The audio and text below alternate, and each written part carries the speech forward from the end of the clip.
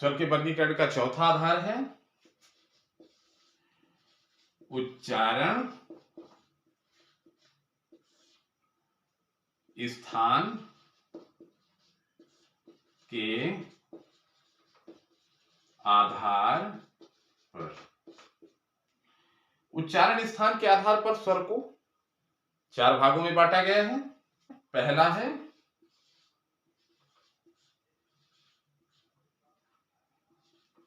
कंठस्थ स्वर, दूसरा है तालव्य स्वर, तीसरा है मूर्धन्य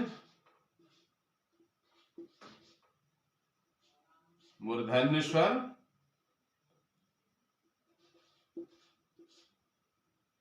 और चौथा है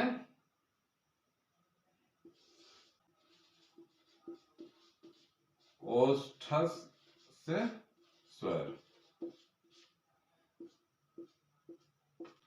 उच्चारण के स्थान पर स्वरों का जो वर्गीकरण किया गया है, स्वरों के प्रकार जो बनाए गए हैं, तो 4 प्रकार बनाए गए हैं। कंठस्थ स्वर का उच्चारण स्थान कंठ है, कंठ से जो निकलता है उच्चारण स्थान कंठ है। आ। तालव्य स्वर का उच्चारण स्थान तालु है, जैसे ई, ए। मूर्धन्य स्वर, मूर्धन्य स्वर वह स्वर है जिनका उच्चारण स्थान मूर्धा है, जैसे री। ओष्ठस्थ स्वर जिनका उच्चारण स्थान ओष्ठ है, जैसे उ, ओ, औ। तो कंठस्थ स्वर का उच्चारण स्थान कंठ है, आ और आ। तालव्य स्वर का उच्चारण स्थान तालु है, ई, ए। मूर्धन्य स्वर का उच्चारण स्थान मूर्धा है, जैसे री।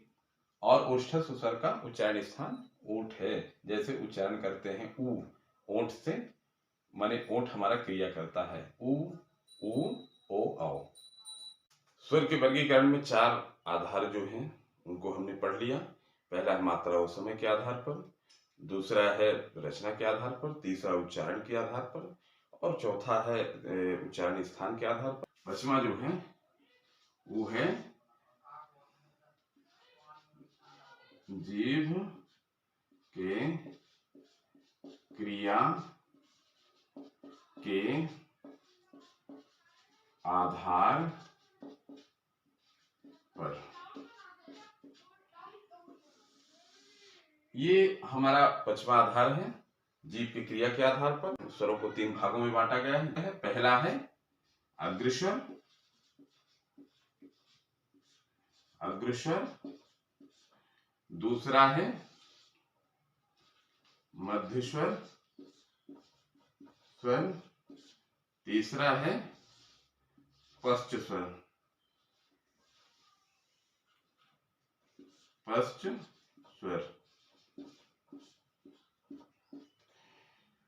अग्रस्वर वह स्वर है जिन स्वरों का उच्चारण करने में हमारे जीभ के अग्रभाग क्रिया करता है, या अग्रभाग में उच्चारण करते ही अग्रभाग में कंपन उत्पन्न होता है, उन्हें अग्रस्वर की श्रेणी में रखा गया है।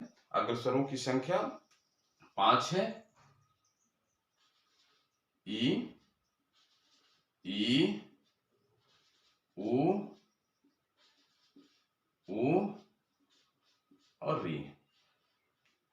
जब इनका उच्चारण हम करते हैं तो हमारे जीभ के अग्रभाग, अगले वाले हिस्से में कंपन उत्पन्न होती है और इनका उच्चारण होता है, इसलिए इन्हें अग्रस्वर की श्रेणी में रखा गया है। मध्य स्वर वह स्वर है जिन स्वरों का उच्चारण करने में जीभ के मध्य भाग क्रिया करता है, या उसके उच्चारण करने में मध्य भाग में कंपन उत्पन्न होता है। ऐसे स्वरों को हम मध्य स्वर की श्रेणी में रखा गया है। इनका संख्या 1 है आ का जब उच्चारण करते हैं तो हमारे जीभ के मध्य भाग क्रिया करता है, यह मध्य भाग में कंपन उत्पन्न होता है, इसीलिए आ मध्य स्वर की श्रेणी में रखा गया है। तीसरा है पश्च स्वर। पश्च स्वर वह स्वर है जिनका उच्चारण करने में जीभ के पिछले हिस्से में, जीभ का पिछला हिस्सा क्रिया करता है और उसके उच्चारण करने में जीभ के पिछले हिस्से में कंपन उत्पन्न होता है, तो ऐसे स्वरों को हम पश्च स्वर कहते हैं। पश्च स्वर की भी संख्या 5 है। आ, ए, ऐ, ओ, औ। आ, ए, ऐ, ओ, औ इनका उच्चारण जब हम करते हैं तो जीभ के पिछले हिस्से में क्रिया करता है या कंपन उत्पन्न होता है, इसलिए इन्हें पश्च स्वर की श्रेणी में रखा गया है। आपने जीभ की क्रिया के आधार पर स्वर का वर्गीकरण समझ लिया। अग्रस्वर ये है ई उ और ई अग्रस्वर की श्रेणी में रखा गया है। मध्य स्वर की श्रेणी में आ को रखा गया है। पश्च स्वर की श्रेणी में आ, ए, ऐ, ओ, औ पश्च स्वर की श्रेणी में रखा गया है। तो जीभ की क्रिया के आधार पर स्वर को समझ लिया। वर्गीकरण का छठवां जो आधार है वो है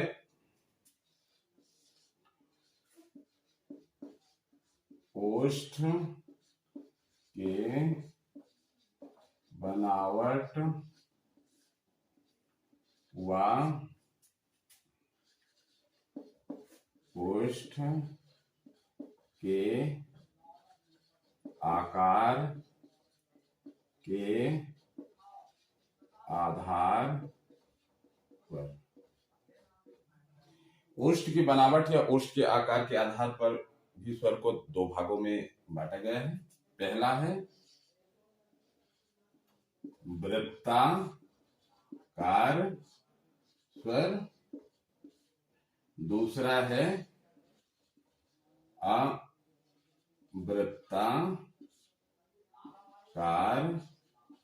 स्वर। वृत्ताकार स्वर वह स्वर है कि जिनका उच्चारण करने में हमारा ओष्ठ जो है वृत्त के समान हो जाता है या ओष्ठ का बनावट गोल हो जाता है, वृत्त के समान हो जाता है। इनकी संख्या 4 है। उ, ओ, आओ। जब इनका उच्चारण हम करते हैं, जैसे उ का जब उच्चारण करते हैं तो ओठ वृत्त के समान हो जाता है। उ का उच्चारण करते हैं तो ओठ वृत्त के समान हो जाता है। ऐसे ओ और औ का उच्चारण करते हैं तो हमारा ओठ जो है वृत्ताकार गोलाकार का आकार ले लेता है, इसलिए इन्हें वृत्ताकार की श्रेणी में रखा गया है। अब वृत्ताकार की श्रेणी में उन स्वरों को रखा गया है जिनका उच्चारण करने में हमारा मुख वृत्त के समान नहीं होता, सामान्य मुख रहता है। वृत्त के समान न होने के कारण उन्हें अवृत्ताकार स्वर कहा गया है। अवृत्ताकार की संख्या 7 है। इनकी संख्या 4 है और अवृत्ताकार की संख्या 7 है। आ, ई, ए, ऐ और ई। ये 7 ऐसे स्वर हैं कि जिनका उच्चारण हम करते हैं तो हमारा मुख जो है, हमारा ओंठ जो है वो वृत्त के समान नहीं होता, सामान्य स्थिति में रहता है। और इन स्वरों का उच्चारण उ और ओ औ का उच्चारण करते हैं तो हमारा मुख वृत्त के समान हो जाता है, वृत्ताकार हो जाता है, इसलिए इन्हें वृत्ताकार स्वर कहते हैं और इन्हें अवृत्ताकार स्वर कहते हैं। आशा करता हूँ यह वीडियो आप सभी को पसंद आएगा। अगर पसंद आए तो लाइक और सब्सक्राइब करें। धन्यवाद।